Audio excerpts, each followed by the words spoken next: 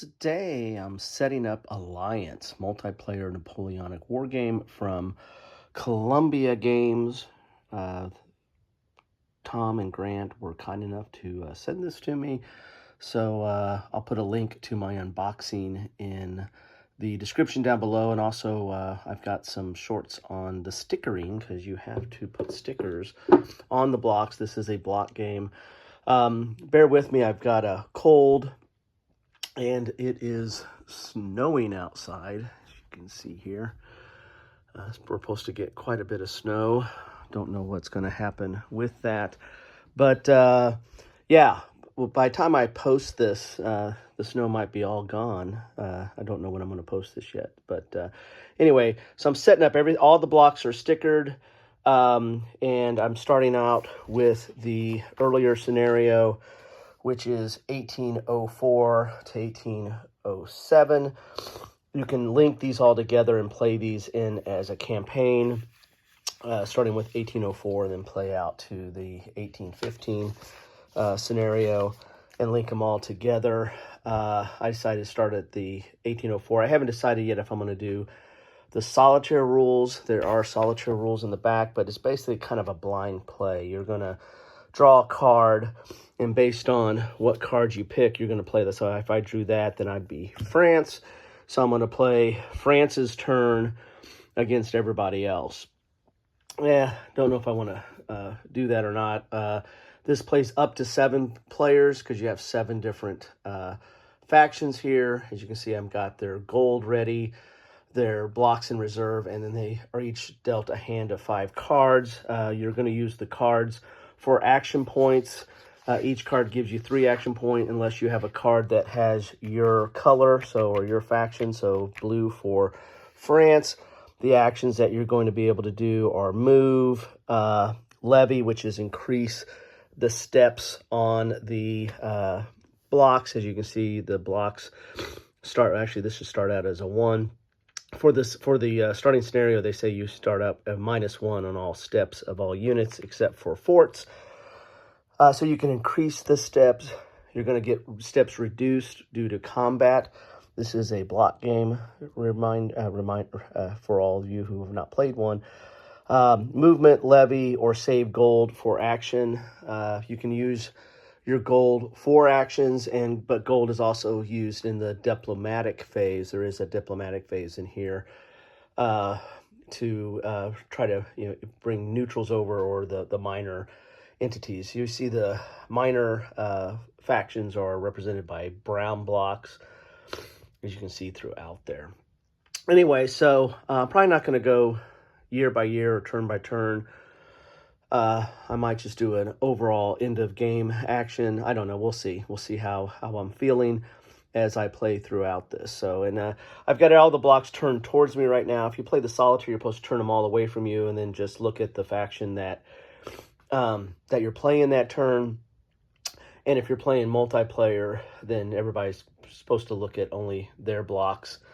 So you probably, maybe put them face down, maybe. There are some areas that get a little crowded here. As you can see, this all starts off in Paris, but there's a lot of blocks there. There's some areas where there's some overcrowding, so you might want to stack them up face down in those areas. Anyway, there you have it. Just getting started on Alliance. Getting ready to sticker the blocks in Alliance from Columbia Games. First thing you do is check out which color block goes with which country, so you can figure out the stickers. Then I come over here. I've already kind of sorted out my stickers and blocks to get them ready to go. No pressure, but let's do Napoleon first. Should be the first block off, first sticker off the chart here. Let's get it in here just right, which I am horrible at. All right, not horrible. Hello all! Yes, I finally finished up my playthrough of Alliance multiplayer Napoleonic war game from Columbia Games. Game design Tom and Grant Douglas. Grant was kind enough to send this to me, so I want to thank him for that. And Bruce McFarlane. This is a block game. I've showed you some videos of my stickering and my setup. I decided not to do the turn by turn or year by year. I just decided to play through and see where we ended up. I played through the 1804 scenario, which goes 1804 to 1807. I used the white block to mark that you get an extra block for each of the factions. I used the white block to mark that, and I used a red block to mark wherever, when there was a major battle, and I pulled the blocks off to do the combat. I did not play the solitaire system, which is on the back here, which basically you flip over a card and whatever, so if I flipped over this card, then I would be playing the British faction against everybody else. I don't know. I didn't get into that too much to see how that all played out. I decided just to play this dual-handed or seven-handed and see how it played out. I just want to get a feel for the game by looking at each of the factions. The two downsides of that: number one, you lose the fog of war aspect. And you lose focus on, for each of those different factions because, you're not only are you schizophrenic, you're bipolar, you're multi personalities because you're trying to play 7 different factions and trying to figure out what their best strategy is. So probably butchered that. And by doing that also too, you lose track of some of the rules. The rules are not that complex, but I, as I'm apt to do, I probably butchered a few of them, and I would find out, as I was playing, I was like, oh no, that's not how I'm supposed to do that. So, again, not that complicated of a rules. The only thing I stumbled over the most was probably the diplomatic setup. You can use coins and leaders to get a bonus to try to take over some of the neutral factions. I don't know. I didn't. I think I messed that up a little bit on a few occasions, but I think for the most part I got it generally right. But anyway, it's not the most dynamic or in-depth diplomacy rules. And this is a strategic level Napoleonic game, so you're covering, the entire. If you play from 1804 to 1815, you're covering the primary years of the Napoleonic campaigns at a strategic level. So they had to abstract a few things. And I'll get into kind of my thoughts about gameplay after I talk about what happened. So this is a situation where France lost. Napoleon was killed. That's one of the loss conditions. The loss conditions are if France is conquered, Britain is conquered, Russia is conquered, or Napoleon is killed. And the way you conquer a nation is you have to control all their star cities, which are kind of these little stars right here. You have to control all their star cities, or they have less than 3 units on the board. Then they're conquered. So it's pretty hard to conquer a country or a faction. Austria was conquered by the French and remained conquered. And once you conquer a country, then they or an empire, they become your ally till the next winter. But Austria was kind of kept in France's back pocket for most of the game in that regard. The way the game kind of started out is France kind of took off this way and did the kind of true to history, kind of went into Austria in 1804 and was able to secure that. That prompted an immediate response by Prussia and Russia and even Turkey here kind of converged on the French in Austria. And the most fought over piece of real estate was Prague, Bohemia here, which is a star city. Several battles there. France-Prussia, France-Russia, The Turkish got up to Zala and actually took over Zala, and then were pushed back. And then the French used the Austrians to kind of go all the way down into Greece, and also took over Serbia, and then the Turkish pushed them out of Serbia. So a nice little conflict going on there. Spain kept them as an ally of France, and they did relatively well, taking over Portugal. Really sparred a lot with the British fleet and really kept the British out of Europe. British did do a invasion of Brittany and but they were kicked out by the French. The French were able to mobilize some forces and kick them out. And then Spain took Ireland. This was their second time they took Ireland. They took it, were kicked out, then took it again. And the British weren't able to mobilize to get to it in that respect. A lot of naval battles. Mainly with this British start off by kind of eliminating the French fleets, but Spain kind of came in, and it was actually ended up having some naval supremacy here. Good old Nelson over here took the Mid-Atlantic. He was spending a lot of time in the Mediterranean, but then got up here. A lot of battles over North Atlantic and Bay of Biscay. So the French got all the way into Prussia, got to Berlin, and were really doing well. They also took over Rome and Naples. So those again are star cities. And at the end of the game, you're going to add up the stars, cities for your victory points. And the minor powers like Spain and I can't remember who else gets it. There's certain of the minor powers.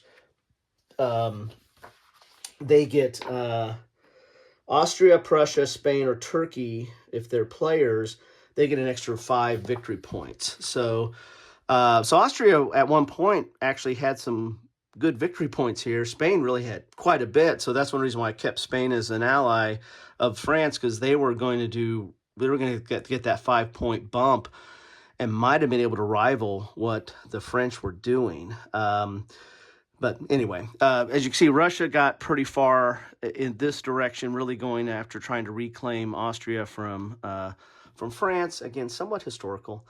But yeah, so the final battle, there was a lot of battles in Berlin. The most was in Bohemia. The second most was probably in Berlin here, where the Prussians kept on having to rally and trying to knock out Napoleon, and was able to finally kill Napoleon, which was a victory condition. So there you have it. Again, butchered some of the rules, especially the diplomacy stuff, but overall, it was a fun experience. So let's talk about gameplay briefly here. I liked it. It is very abstract. You're trying to cover a large period with blocks. I think if I wasn't playing it seven-handed, I would have gotten a little bit more fun out of it, or a little bit more feel for the game out of it. But overall, I liked how it played. It started off a little sluggish. It started off of what do each of these nations do. France has more options of what they can do. Some of these other countries are like, well, what are they really trying to do here? You've got a lot of neutral countries in the middle that kind of slow you down, as far as you got if you invade them, then they automatically go to the other side. Otherwise you have to use your gold and to get your gold stuff to get diplomacy to try to take them over.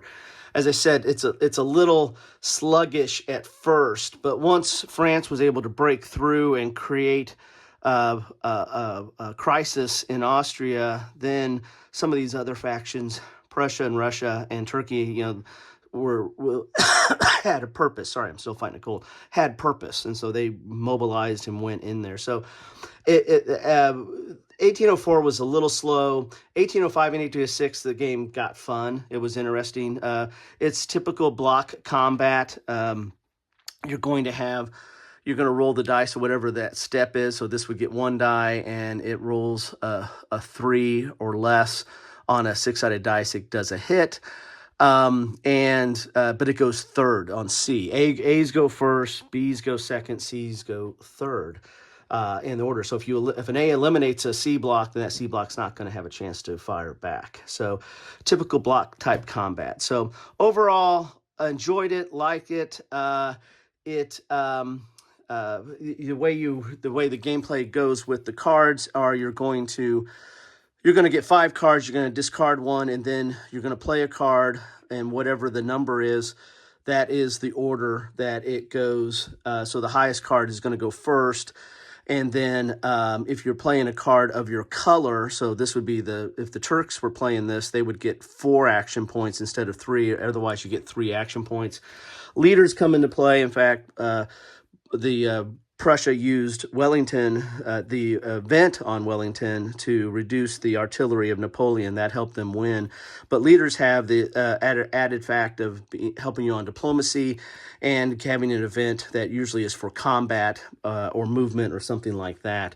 But basically, you're going to play a card. You're going to get 3 actions unless you play a card of your color. And then you get 4 actions, and your actions are basically move, levy, which means, try to increase steps. If it's supply, there is a supply element in this game, just tracing it back to your home country.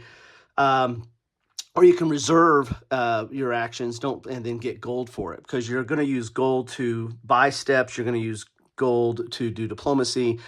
And you can also use, of course, actions to do steps as well. Anyway, that's a quick summary of it. Probably talked too long. Overall, enjoyed the game. It's a good block game. It's not my holy grail of Napoleonic strategic games, though. It's a block look at it, but again, there's some abstracted elements of this that really doesn't give you the full feel of what was going on during this period. It does give you a feel for the combat, but again, not my holy grail, but still a fun game. If you like block games and you're interested in the Napoleonic era at a strategic level, definitely try this. If you're wanting something deeper and getting into the diplomacy, the politics, the alliances, even though that's the name of this, they're probably might want to look somewhere else for that deeper experience. But overall, one of the better block experience, if not the best block game on strategic Napoleon period. Thanks all.